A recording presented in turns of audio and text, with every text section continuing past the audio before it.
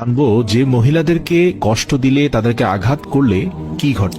হযরত আলী রাদিয়াল্লাহু তাআলা আনহুর কাছে এক ব্যক্তি আসলেন এবং তার দুই হাত রেখে একত্রিত করে বলতে লাগলেন, ইয়া আলী, আমার বিবি আমার ঘরের ঠিকঠাক মতো দেখাশোনা করে না, সে আমার কোনো কাপড় পরিষ্কার করে দেয় না এবং সে ঘরের জিনিসপত্র ঠিকঠাক মতো গুছিয়ে রাখে না। তাহলে কি তার সাথে আমি রাগ করব না? তাকে কিছু মারপিট করা উচিত না? এতটুকু বলার সঙ্গে সঙ্গে হযরত আলী রাদিয়াল্লাহু তাআলা আনহু বললেন, কে বলেছে তোমার বিবির উপর তোমার ঘরের কাজ করা ওয়াজিব রয়েছে?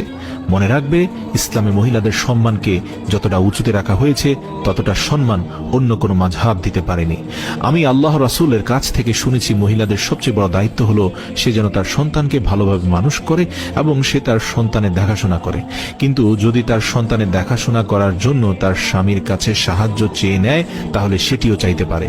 আর এখানে তুমি তাকে ঘরের কাজ করার জন্য বলছো।